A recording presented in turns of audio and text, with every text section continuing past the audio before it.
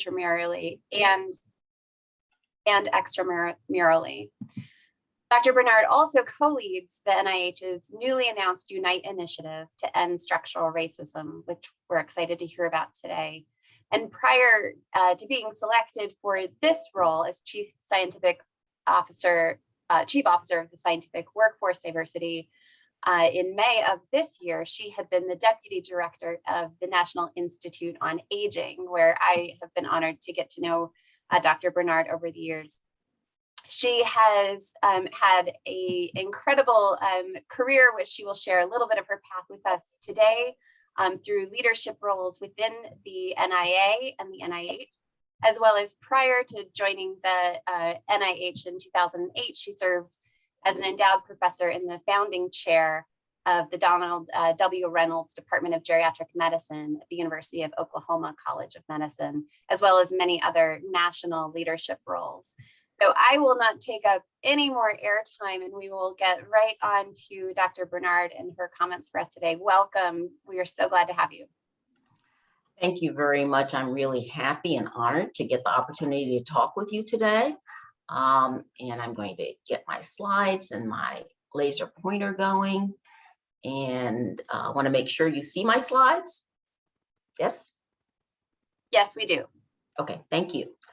So what I intend to do over the course of the next many minutes is talk to you about why diversity in the scientific workforce matters, the threats that we're seeing to it, particularly related to the COVID-19 pandemic, and the opportunities going forward. So why does this matter? Because as we try to solve the problems in biomedicine, it's like trying to describe an elephant that's 50 times larger than the one illustrated here without sight. So it really requires that we get a lot of different approaches, perspectives, personal experience, professional experience, disciplinary training brought to the table so that we can get accurate answers to the perplexing problems that face us. So that's conceptually how one can look at it. We have data that demonstrate, for instance, the wonderful study by Friedman and Wong that looked at some 2.5 million scientific publications to see how diversity of the team might impact the science in terms of impact factor citations. They developed something that they call the homophily index that looked at last names of the authors and categorized them as belonging to one or another ethnicity. Not a perfect tool, but at least a replicable tool. And they found that the higher the homophily index, the lower the impact factor, all the way out to a very low homophily index and a much higher impact factor. Of course, it's associated with a 10-authored paper, and you'll say, Marie, a 10-authored paper is probably looking at different science than a 2-authored paper. But whether they looked at the homophily factor or geographic diversity based upon addresses of the authors or information diversity based upon the number of references in the paper, the greater the diversity, the higher the impact factor, the more likely the paper is to be cited. Another example is this lovely study reported by Haynes and colleagues last year, where they looked at a field of birdsong, which was initially a male-dominated scientific area. And there was a certain dominant paradigm about birdsong, that it's followed certain patterns. But as more women joined the field, it was discovered that there were differences in that species of bird based upon gender, and that the birdsong dominant paradigm was not correct. Another example of why it's important to have diversity in the scientific workforce. And yet we know that we don't have the diversity that we need. For instance, when you look based upon race ethnicity at people who've gotten R1 grants from NIH versus representation in the STEM workforce versus representation in the general population, you find that white populations are pretty well represented, Asian populations very well represented, but Hispanic, Latinos, and Blacks and African Americans, much less so. There's a lot of opportunity there for better representation. And American Indian, Alaska Natives, Native Hawaiian, Pacific Islanders are not shown here simply because the numbers are so vanishingly small. You may ask, what's the difference by gender? I can say that we have collaborated with Donna Ginter, who's the author of the 2011 Science article on success in receiving R1 grants from NIH based upon race ethnicity. And when she looked more carefully at that intersection between race, ethnicity, and gender, women were often found to have basically a double jeopardy of challenges that women have in getting R1 funding and challenges that underrepresented groups by race, ethnicity have in getting R1 equivalent grants. And we know that further demonstrated in data such as these from AAMC that show that at the instructor level, there is excellent representation of underrepresented women, well-represented women, underrepresented men, less so, and well-represented men, less so. But when you get to the level of professor and department chair, the representation is much less than what you would expect given the earlier parts of the career pathway. So there is talent out there to be had that's not being fully utilized. And we're facing the issue that that talent is threatened by the COVID pandemic. We at NIH led several surveys to get a better handle on what was going on with COVID-19. These were cross-sectional surveys conducted in 2020. We did a survey of our own workforce in the summer of 2020, and this document summarizes it. Then we did a survey of vice presidents for research and equivalence cross-sectionally in October into November of 2020, as well as extramural researchers during that time. It was basically a questionnaire that was developed by an in-house group led by my office in collaboration with the Office of Extramural Research and several other NIH offices. And I promise that sometime soon, hopefully you'll see this, all of the data published in a peer-reviewed journal, but just some highlights. We asked institutions about the impact of the pandemic on research activities, on finances, and on prioritizing operations. Again, cross-sectional, a year ago now. And we asked the individual researchers the impact of the pandemic on research productivity, on career trajectory, how they were experiencing external stressors, and whether their institutions were providing them adequate support. I'm going to largely focus on these first two questions for individual researchers. But we were very pleased. We had a really robust response from institutional representatives, 32% response rate. For individual researchers, 19% response rate, a total of almost a little more than 45,000 respondents. I think probably about the largest COVID survey that's been conducted. This is the breakdown of respondents by demographics, men, women, and other. This is by race, ethnicity among the women, people identified as women who responded. This is the breakdown by disability status and by sexual orientation. And this is the breakdown by career stage. Fully half of the respondents were early career, i.e. within 7 years of having completed training. Mid-career were 7 to 14 years out, and then senior were more than that. And again, largely laboratory-based researchers, but clinical researchers, epidemiologic researchers, and others were included in the responses. This overall chart tells you about how the pandemic was perceived in terms of having a negative impact on career trajectory by gender identity, not a significant difference there, by a likelihood of a lower job productivity, not a lot of difference there. But when it came to the impact of societal political events negatively impacting mental health, those who identified as other were more impacted than other groups. Similarly, when it came to personal mental health being negatively impacted and impacting productivity, again, others had a higher response that this was a negative impact than the other groups.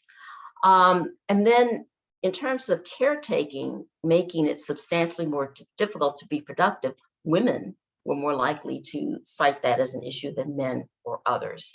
And in terms of the organization being supportive and helping to remain productive, those identified as other were less likely to see their institution as being supportive. All signs of things to be concerned about. I wish that we had the resources to do another survey at this point, but at that point in time, that's what we're seeing, and certainly supportive of many of the things we see in the literature. Just looking a little bit more at that cross-sectional data, this is the data with regards to research productivity. There were some variations by race ethnicity that you can see here, with women of 2 or more races or Native Hawaiian Pacific Islander women seeing more likely lower productivity than, say, Black and African American and American Indian Alaska Native women. Similarly, when it came to career trajectory, Asian women and Native Hawaiian Pacific Islander women saw more of a negative impact on their career trajectory than American Indian Alaska Natives and Black and African American women. Some of these differences between Black and African American women and Asian women, for instance, were seemingly associated with the type of research that was done, with a much higher percentage of laboratory-based researchers among Asian women, a much higher percentage of epidemiologically based researchers among Black and African American women, suggesting that the lack of access to research facilities certainly played a role there. And then when it came to the issue of the impact of caretaking, it was found that women were more likely to say that it was substantially more difficult to complete work responsibilities, and they were more likely to have a negative impact on their mental and physical health than men, although they didn't report a difference in anticipated career trajectory in men versus women.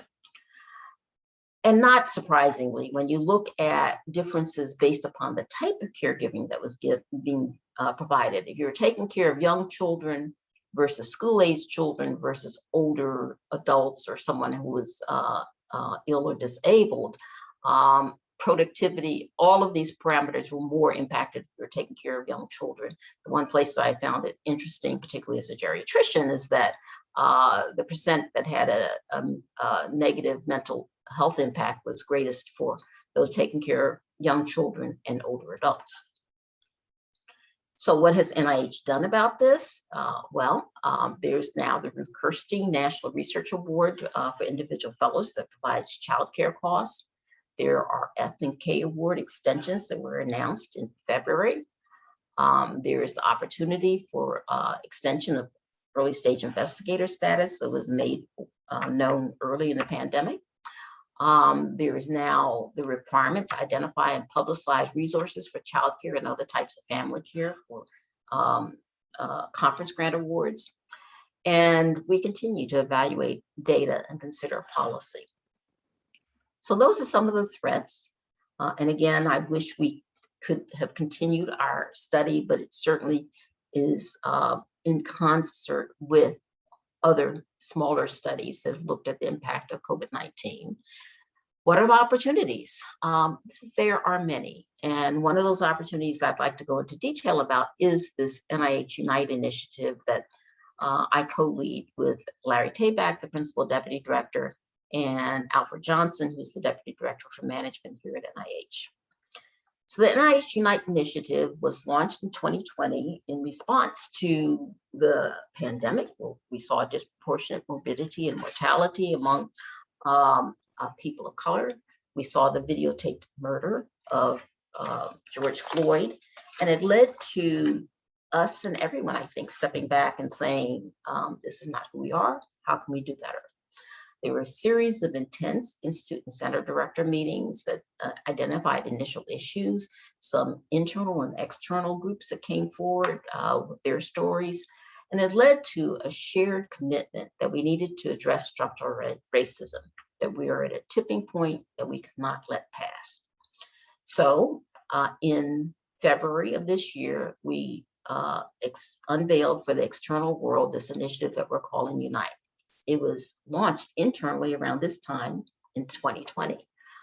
There are 5 interacting work streams: to understand stakeholder experiences, to conduct new research on health disparities, minority health, and health equity, to improve the internal NIH culture, to make sure that we get our house in order so that we can role model for what we expect of the external world, to be transparent, to communicate and be accountable for what we're doing. And yes, to look at the external research ecosystem, what sorts of changes need to be made to make sure to promote workforce diversity. So on February 26th, and then on June 11th, when we reported out to the advisory committee to the director, there were several things that we said we were going to do, and these are things that were accomplished. We said that we would publicly commit to identifying and correcting any NIH policies or practices that may have helped to perpetuate structural racism. And to that end, Francis Collins made this statement on Friday, February 26th It was posted on our website on Monday, March 1st, apologizing to those individuals in the biomedical research enterprise who have endured disadvantages due to structural racism and pledging to identify and dismantle any policies and practices that may harm our workforce and our science. We also said that we would continue to aggressively implement approaches to address the gender gap that I previously referenced. We have data that was presented at that time that showed that between 2013, when the first COSWID, Hannah Valentine arrived, and 2020, as I reported out to the advisory committee to the director, Hannah had an interim report in 2018, there is a trend that shows things are getting better. There are more applicants who are African-American and Black, more who are Hispanic, Latino. A lot of work to be done for American Indian, Alaska Natives, and Native Hawaiian Pacific Islanders, because you can't even see those bars. And improving success rates, although there's still a gap, and the numbers are just really vanishingly small. So we're committed to addressing this, and many of the things that we're doing in Unite and that we're doing in my role as the COSWID will help to address these things.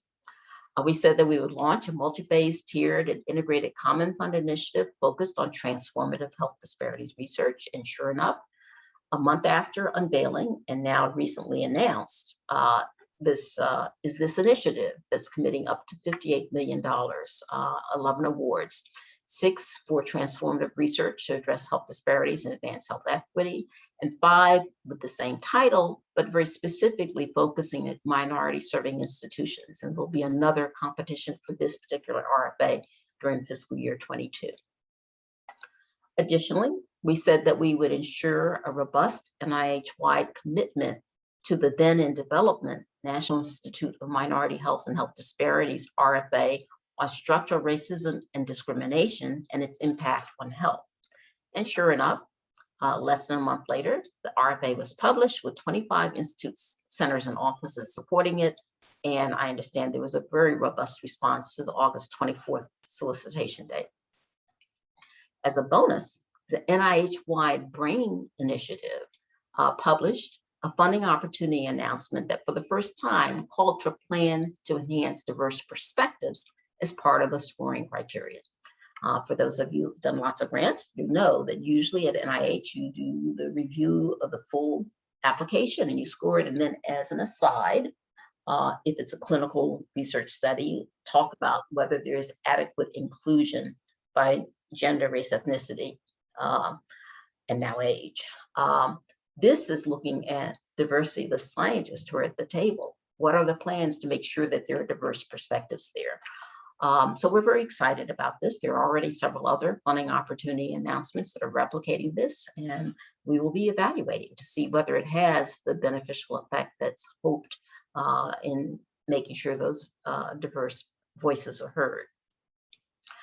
We also said that we would develop a sustainable process to systematically gather and make public the demographics of our internal and external workforce. And to that end, the Office of External Research has now added to its data book, data by race, ethnicity, and disability status. This is in addition to the data that was already there based upon gender and career stage. And we have published our own data about our staff by race, ethnicity, and by job categorization. On June 11th, we also talked about things that we would do going forward, and they included being grateful that President Biden has put forward in his fiscal year 22 budget proposals for increasing in funding for the National Institute of Minority Health and Health Disparities, the Nursing Institute, the Heart, Lung, and Blood Institute, and Fogarty International Center.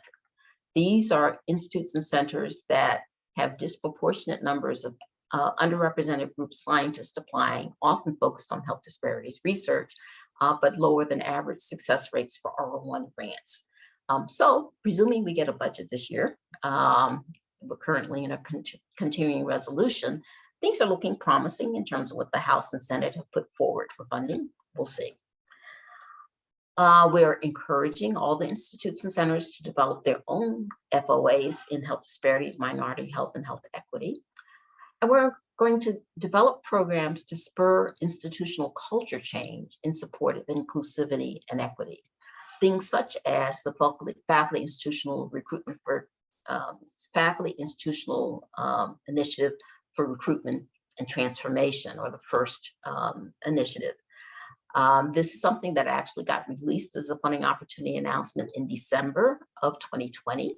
The goal is to create cultures of inclusive excellence through cohort hiring models and working at the institution-wide level to address bias, faculty equity, and mentoring and work-life issues with a coordinating center and a fair amount of money devoted to it from the NIH Common Fund. And congratulations, Mount Sinai, you're among that first group of cohorts that are funded. As you can see, there's some high resource institutions, there's some low resource institutions, there's a collaboration between Tuskegee and UAB. We're very pleased with this. And in fact, the grantee, the PIs for these grants will be meeting with us this afternoon as we get this initiative launched. And Morehouse School of Medicine is the coordinating center. There will be 2 more sets of cohorts funded. The fiscal year 22 applications are already in. There'll be a fiscal year 23 solicitation as well. And at the end of this, we should have 10, 12 or more institutions that are focusing in this fashion. So we're excited about that.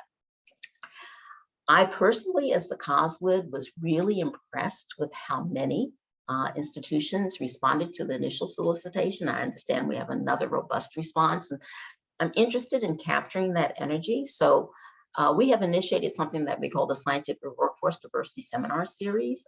The 3rd in our series will be offered on December 8th, and it's going to be talking about achieving equity in faculty hiring, pros and cons of cohort recruitment.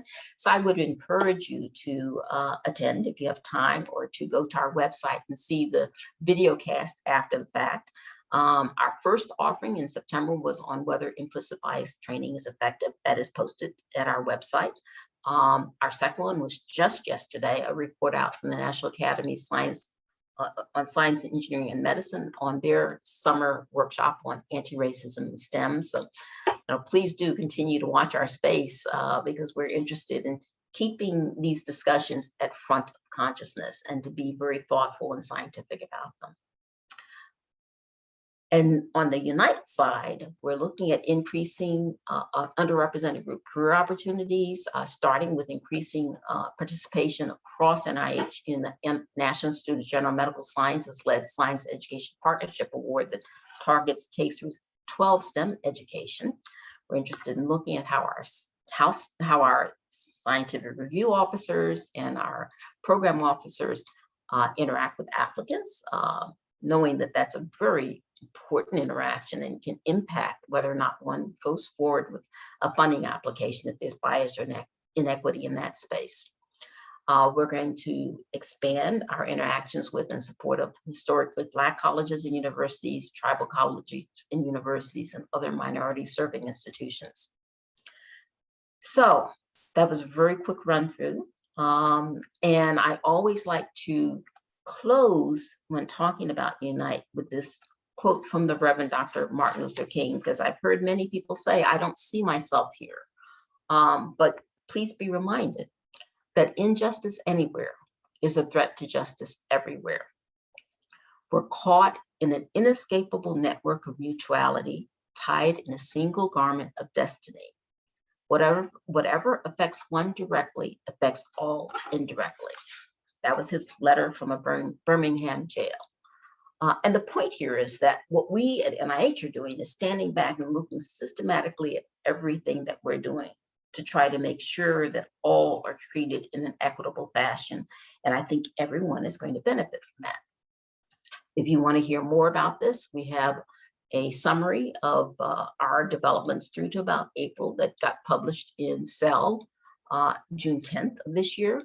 If you want to hear even more, Larry Tabak, Alfred Johnson, Treva Hopkins-LaBoy, who's the director of the Office of Equity, Diversity, and Inclusion, basically the EEO office at NIH, and I have a commentary in Nature Medicine that'll be coming out next month. You may recognize a couple of the graphics there. And these are the 80 plus volunteers who are making this project go forward. The only paid people are Marjay Esther, who's a support person, Victoria Rucker, who's the program manager. And as I said, I have the honor of co-leading this with Larry Tabak, the principal deputy director, and Alfred Johnson, the deputy director for management. So what about other opportunities? I was asked to talk a little bit about my career pathway, and I will should say that this looks very linear, but it's not. I got my MD. I went and did residency training, and I thought I was going to do an endocrine fellowship. And after being a chief resident, I ended up joining the general medicine section and getting lots of wonderful opportunities there. Then I moved back to my home state of Oklahoma simply because I was a divorced mother of 2 small children, and I felt I'd have a better network there. And lo and behold, I got this opportunity to be the founding chair of a department of geriatric medicine when a private foundation wanted to do something in that space. I got wooed away to the National Institute on Aging after a couple of colleagues tapped me on the shoulder and said, "You should think about this, Marie." I was perfectly happy in Oklahoma, perfectly happy to stay there, and got involved with a lot of activities within NIA and beyond. And then Francis Collins called me last August of 2020 and said, "Would you step in as the acting Coswood?" which I started October 1. And then was asked to apply for the full position permanently, and I got appointed at the end of May. So I have this great privilege of leading the thought in the science of scientific workforce diversity and working to expand recruitment and retention across the board. If you'd asked Marie back when in medical school or residency that this is where she would end up, no way, I had no idea, but you take advantage of opportunities as they arise. So along those lines, I'd like to also bring to your attention this really important virtual seminar that's being offered by NIH next week. It's on program funding and grants administration. It is a lot of time, Monday through Thursday, so you may want to take a look at the agenda and pick the things that would be most applicable to you. I'm going to have the honor of participating in a seminar first day, along with one of my co-chairs of the Unite initiative and one of the chairs of one of the committees. My functional deputy, Dr. Charlene LaFoe, is going to be talking about diversity in the biomedical workforce, and there'll be lots of other really good opportunities for you if you can make the time or look at the video cast after the fact. So I will close with our favorite adage, that great minds think differently. I'd be happy to answer any questions that you might have.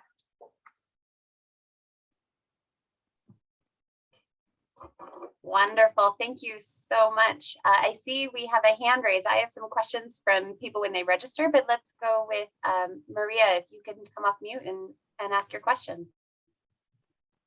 Hello, great talk. Nice meeting you. What is your response to students who are going to benefit from the expansion of diversity and inclusion? Just last week, I saw an article on the Wall Street Journal about the push.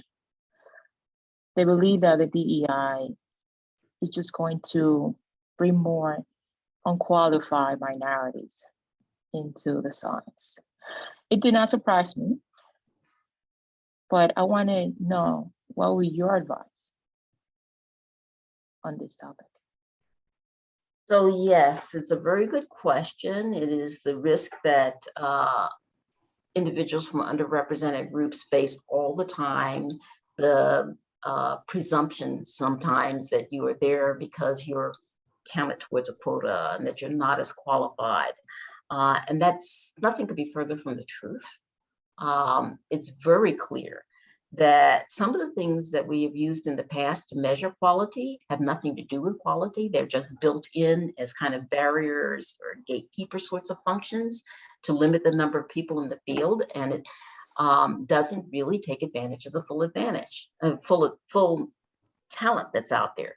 And when you have programs that are more inclusive and that take into consideration the fact that people may have been at a disadvantage previously, but have great innate intellect and capabilities, you find lots of people are flourishing. So the old assumptions need to be set aside. And if you happen to be one of those people who comes from an underrepresented group, I would just tell you what my mother told me throughout my career: just put your head down, do your work, just don't pay attention to them. Do what you need to get done, see what your goals are. You definitely need to have your network to support you, because sometimes it can be isolating. So you need your personal network and you need your professional network. But yeah, it is a risk that we run, and it's not based upon good data or facts, but it's out there. Thank you. I see that Sandy has her hand up. Sandy, you want to go ahead? Thank you so much. This was just a wonderful lecture and lots of insights, especially in terms of what NIH is playing a role in here. And I was wondering, going back to that, you said there was an examination initially of any practices at NIH that were essentially holding people back, and that Francis Collins apologized. For our benefit, so that we can be aware of what we should be looking for, could you share with us some of the subtle things that we may not be aware of that will hold people back? So one of the things, this is not specific to NIH, but the reliance upon standardized tests to determine whether one is qualified for even for entrance to medical school. I will tell you, when I took my medical college admissions test, I had to laugh out loud because it had a question about Winnie the Pooh in it. I'd never read Winnie the Pooh. You know, what did that have to do with my being a doctor? I did make sure to read it to my kids, but you know, there are things that have been built into the systems that skew to a particular way of seeing the world that don't necessarily translate into your being the most effective in your job. And that's something that we need to be sensitive to. The bias that often exists to say, well, this person, you know, when you're looking at the grant application, this person must be great because they came from XYZ University, that's a highly resourced institution, whereas this person comes from ABC University and we've never heard of it. Well, that's not necessarily going to mean that they're going to be that their idea is any less valuable than the idea of the person who came from XYZ University. And in fact, our Center for Scientific Review is looking at ways to allow review panels to focus much more on the science, on the significance of the question and the ways in which it will be addressed, as opposed to being biased by it came from Mount Sinai versus University of Oklahoma, let's say, because when you step back and you look at it, you look what was the impactful science. It's not necessarily that. So those are some examples. Thank you. We have another hand up from Jenny Peterson. Jenny, please. Hi, Dr. Bernard. Thank you so much for this helpful conversation. You spoke a little bit about this earlier, just in referencing the workforce analytics that you've released publicly, and thanks for your leadership on that. Just curious to hear a little bit from you on kind of the challenges that you're facing in measuring the impact of your programs and where you see opportunities to improve in the future. Yes, that's a wonderful question. How do you measure the impact when what you're really trying to do is bring about a significant institutional and cultural change? And it's a big institution. You know, we have responsibility for what's going on within NIH. We have responsibility for what's going on the whole biomedical ecosystem. I can say that within NIH, I'm very grateful to Dr. Valentine. She's laid such a wonderful foundation, and the Faculty Institutional Recruitment for Sustainable Transformation, FOA, or the first FOA, is based upon work that she did in the intramural program, where things were put in place to measure how fairly resources were allocated.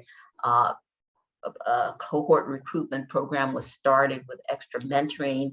There's evaluation being done of the impact in those institutes and centers where those, it's called the Distinguished Scholars Program, where the Distinguished Scholars are located. And we can already see, at least in terms of numbers of underrepresented group scientists, that there's been an uptick in those scientists in the tenure track program. The more elusive things will be more broadly across NIH. What can we do to foster diversity of our non-tenure track scientists and our scientists who are in the extramural side, the scientific review officers, the program officers that you all often work with, and we're working on that. On the external side, it's easy to look at numbers of grants of that are focused on health disparity, minority health, and health equity. We're certainly measuring that. The more difficult thing is, yes, what is the impact that we can have to make sure that there is great diversity and lots of viewpoints being brought to the table as science is being crafted. We have a step towards that in that we now have in Reporter data of the demographics by disease coding category, and then race and ethnicity and gender. But there's a lot of work yet to be done. And in fact, as we did our 1-year evaluation of Unite and started thinking about what we need to do going forward, it became really clear that we need to bring some additional people to the table, maybe some implementation scientist types to help us to do a better job of tracking and documenting impact.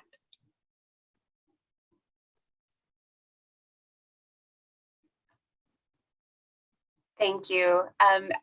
Building off of that question, I'm wondering where you might envision this work being in 5 to 10 years. Yeah, so when we launched the Unite initiative in February, that was the first question asked by one of the advisory committee to the director members. And my response was, this is a marathon, maybe even an ultra marathon. And knowing what the mile markers along the way are is hard because we need to do this stepping back and doing a self-evaluation. But I would certainly hope and expect that 5 years from now, one of the things that we'll see is that if you look at a person's race, ethnicity, and their likelihood of success with various NIH grant mechanisms, that you won't necessarily be able to predict that based upon race, ethnicity, or gender, or that we will have made significant strides to the point that you cannot predict that, because you can right now.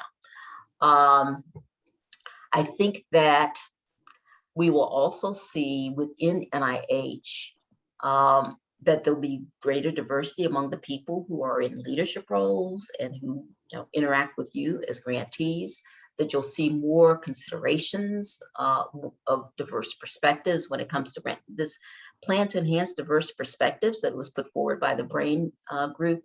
There are a lot of people who want to see that just as a standard part of every funding opportunity announcement. And maybe we'll be there at that point. So those are some of the things I hope and would expect would happen in 5 to 10 years. Excellent. Before we go to Allison Goat, we have a question in the chat that I think is excellent from Zach Pennington, who asked if there's any plans to include diversity statements or something along those lines in our NIH bio sketches. I think it's a great question. And I can certainly see the day coming that may be the case. I will certainly say that internally at NIH, as we're trying to, again, get our house in order and role model, as our intramural scientists are coming up for their quadrennial reviews, that is something that's going to be expected of them. So I wouldn't be surprised if something like that ended up happening on, external scientific world side, but it's not currently something that is officially, I don't know, we'll see. Maybe it's something that'll come about with this plan to enhance diverse perspectives. Yeah, I think it's a great idea. Thank you. Allison, go, please. Go ahead. Hi, Allison. Thanks. How are you? Hi, Marina. Yeah, great to see you. Thank you. Great talk. So I, like many other chairs, are involved in recruitment, and I think you really touched on the fact that the criteria that we use for what we think is selecting the best, right, are inherently biased against underrepresented minorities. And it sounded like you were saying sort of that if you're thinking in a recruitment perspective, that reading the sort of research statement and probably disregarding the education or at least giving it less weight, the education and even the publications, where it would be a way to reduce that inherent bias. And so my question is really around other predictors are there of success that one could be thinking about in the context of recruitment, and how much actually is about what happens before you recruit them versus after you recruit people, and sort of providing the necessary support for people to succeed? Wonderful questions, and I wish I had a good answer for you for all of that. I can certainly say that, I didn't mention earlier in my life, I was assistant dean for admissions at the medical school at Temple. And we struggled with exactly that. And we found that, the standard criteria, perhaps predicted success for the first couple of years when you had to take standardized tests. And then after that, had no correlation whatsoever with how they were seen in their clinical rotations or in their residency training. And similarly, there are data, growing data suggesting that, the standard things that we look at, this is going to be a successful scientist, don't necessarily translate into that. So what are some of the other correlates that we saw? If I can extrapolate from medical school admissions, evidence that a person had leadership roles, whether it is, that they had to take care of family, that they were working full time, that, that they were leading, wonderful extracurriculars, and people gained that, as well, as we well know from some of the recent news coverage. But I don't have a good answer for it, but it's certainly, if there's some way to capture the motivation and the stick-to-itiveness and the inquisitiveness of the individual, I would think that those are parameters that we're looking for successful scientists. And I'd love for us to have some good objective data along those lines. Yeah. I'd like to follow up with another question. You've mentioned the importance of a network a couple of times, both for having a personal network for support as well as a professional network. And some of the professional network pieces you mentioned really sounded like sponsorship to me. And I was curious if you have advice for us as individual professionals, as well as an institution, how we can be more strategic and more deliberate in our sponsorship. Yes. So I'd like to talk at the institutional level first, and then I can talk about the personal level, but I think institutions can do a lot to help with that sort of thing. Developing just formal mentoring networks, anticipating that you want to put together people who would not necessarily naturally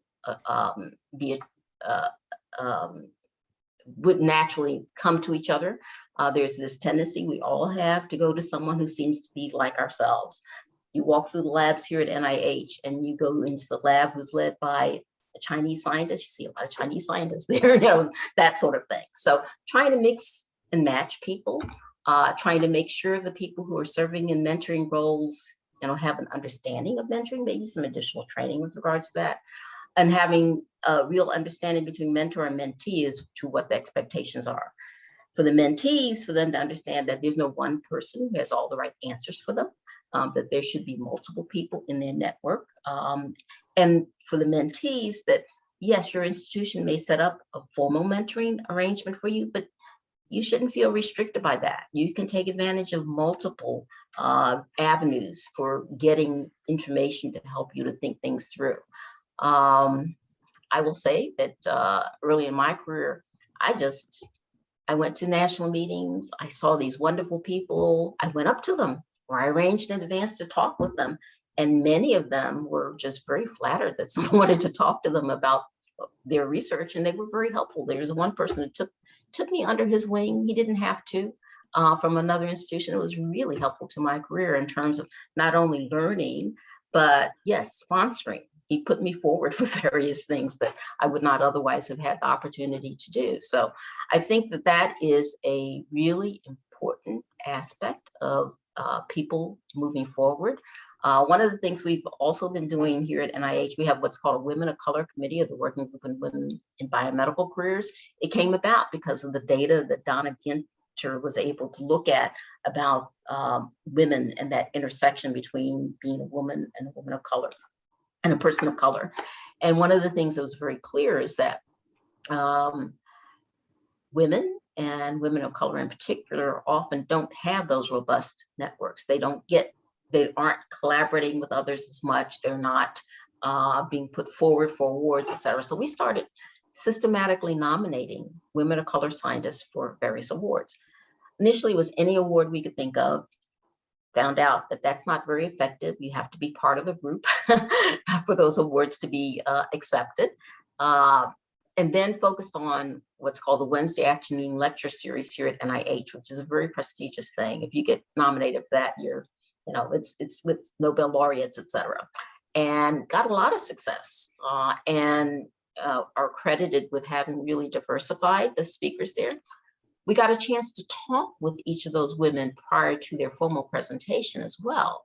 And pretty much to the woman, they all had multiple mentors, multiple sponsors, and generally not, usually not someone who looked like them because there weren't that many around. In fact, I can't think of one who would say, if she was a Black woman, there was another Black woman who helped them, or Latina, they're just not there. So it's important to make that outreach. It's important to foster those networks, and it's important for those people who are in that mentoring role to understand, that it is a service and not that that person is there. That person may outgrow them at some point, which is what you want. Thank you. And Reg Miller, I think you had a question? Yes, thank you. Nice to meet you, Dr. Bernard. I work very closely with Dr. Valentine on a Scholar Athlete initiative to bring athletes into science and healthcare, and I look forward to working with you as well. I have a particular question about the first initiative, and I commend NIH for moving that initiative forward.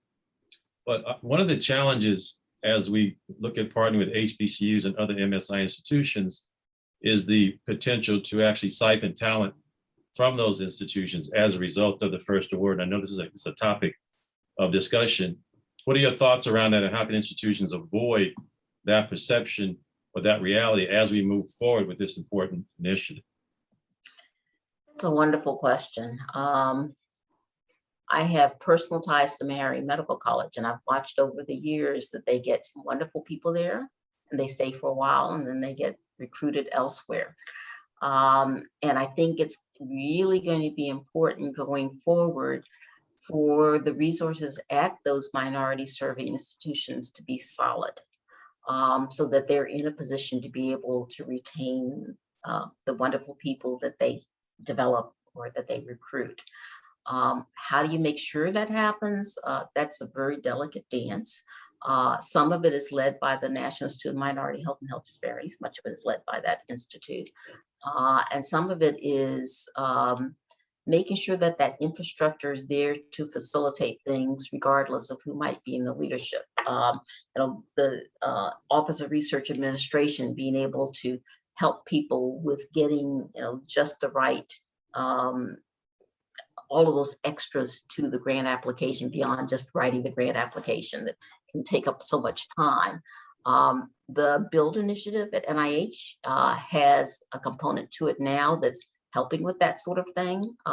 Hopefully we'll get some generalized principles from that can be shared with all, but it is tough. There's just no question about it. And we'll have to just diligently work at it. Thank you. Thank you. I believe we have a question from Gaurav Pandey.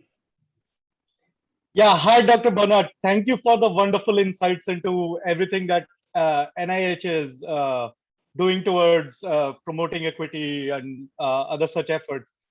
I was wondering if immigrant scientists are also within NIH's plan for promoting equality and diversity. This is not officially or legally an underrepresented minority, but it is a minority, and it does come under attack every now and then, sometimes very regularly, sometimes less regularly. But especially I'm part of that cohort, and I have advanced in my career, so I have fewer challenges now. But those who are entering, those who want to enter the US scientific workforce, they have humongous barriers towards entry. So I was wondering if promoting immigrants to enter STEM is also within NIH's plans. Well, certainly we have the issue here on the NIH campus that the vast majority of the scientists who work within our intramural program are foreign nationals. And trying to support them and foster their development is part of what we are all about. If all of those scientists were to leave, we have very little in the way of a workforce there. More generally, yes, the way that NIH funding is configured, you have to be a permanent resident or US resident for most of our mechanisms to be funded, and that's legislatively mandated sort of thing. But you know, when you had the 6 Asian women killed in March of 2021, it just kind of put a punctuation point to all of our initiatives that the issues that we're looking at in terms of equity are not limited to just 1 or 2 groups. It is a generalized issue that we need to be concerned about. And yes, we want to have all of the viewpoints at the table. So everything that we're doing should be a benefit to everyone, although we may not say that we're focusing on this group, that group, or that group. Hopefully that's helpful.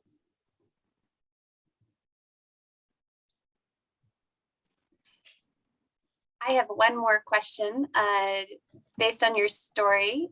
You mentioned you're navigating your scientific career and your leadership positions while having young kids. And you also showed us the data of the challenges in caregiving roles, particularly related to the COVID pandemic.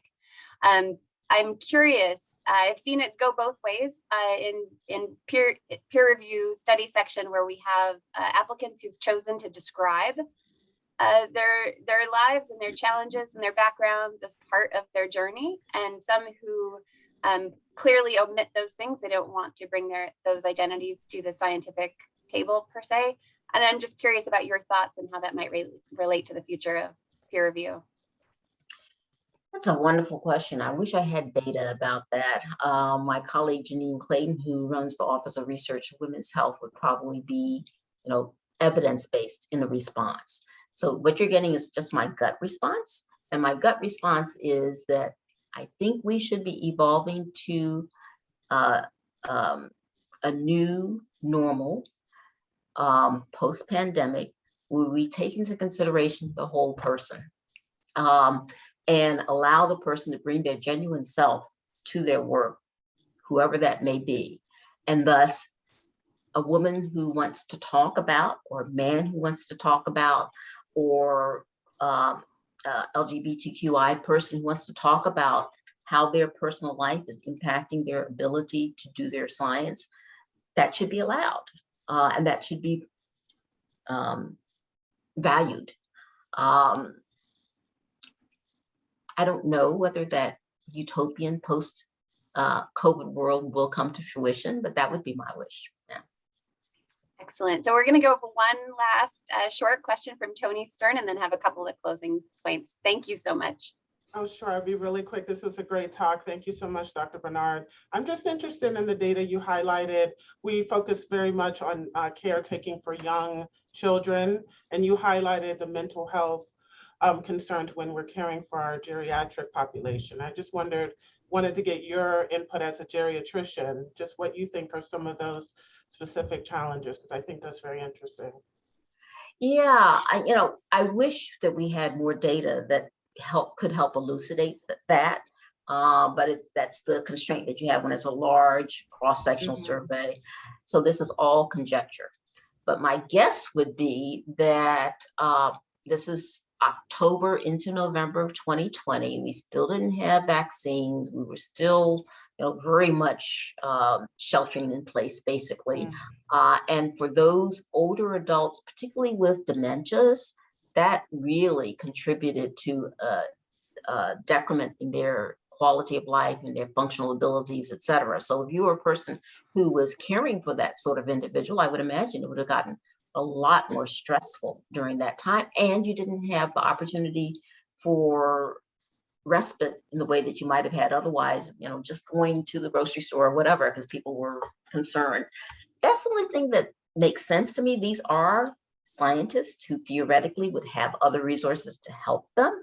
But another part of the data that I didn't share showed that the degree of support that people had was variable. And in fact, the people who were most stressed were those who paid for part-time help. Those who paid for no help were not as stressed. My guess is that they had family that were helping. And those who had full-time help, of course, were less stressed. So yeah, I wish we had more data to be able to further understand that. Yeah. Devin, are you going to close us out? Dr. Bernard, we're so thankful for your time and all of your insights today. Lots of things for us to watch.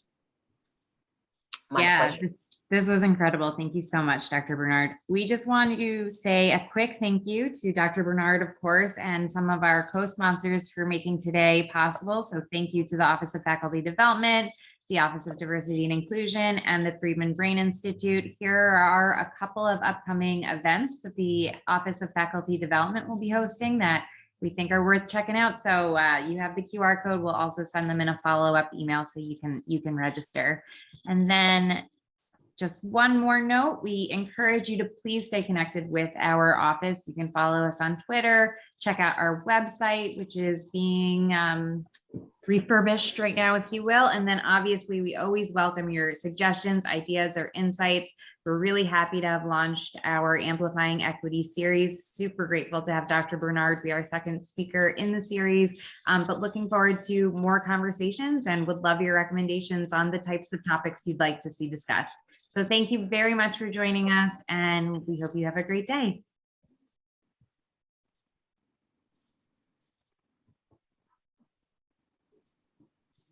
Thank you, Dr. Bernard. Have a great day. This has been just wonderful.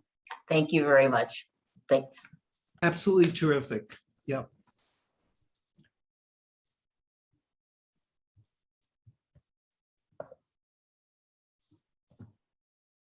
That was good. That was so great. Let me stop recording. Hold on.